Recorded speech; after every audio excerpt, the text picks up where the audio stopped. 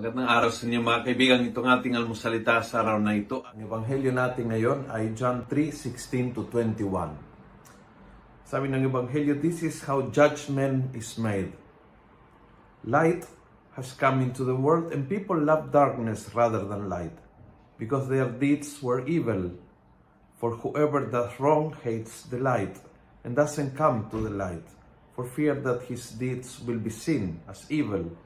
But whoever lives according to the truth comes into the light, so that it can be clearly seen that his works have been done in God.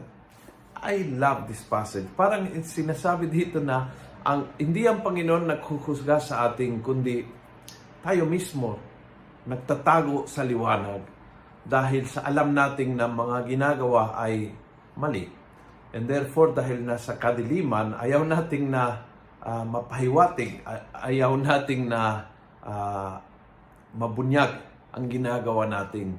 And therefore, nagtatago sa dilim. Ang kadiliman ay hindi ganti ng Diyos sa ating kasalanan, kundi choice nating sa ating kalagayan.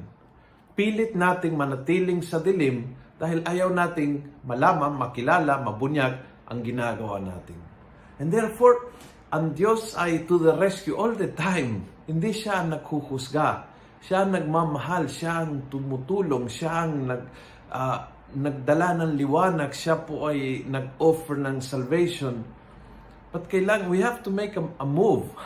We have to make a move.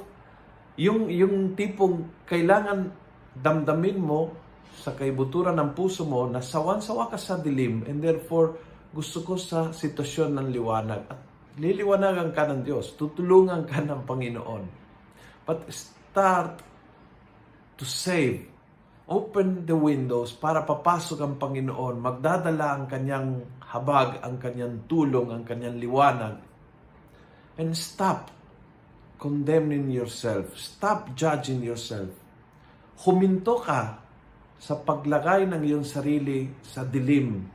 Tapos sisihin ng Diyos dahil madilim nga. Stop hiding in darkness dahil hindi nakakatulong, hindi nakakasaya, hindi nakakabigay ng kapayapaan.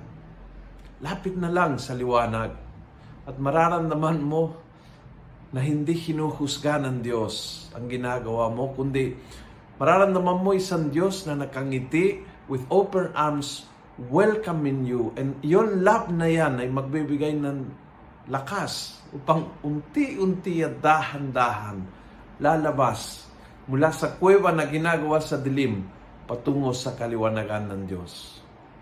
Kung nagustuhan mo ang video ito, please pass it on. Punuin natin ang good news sa social media. Gawin natin viral araw-araw ang salita ng Diyos. God bless.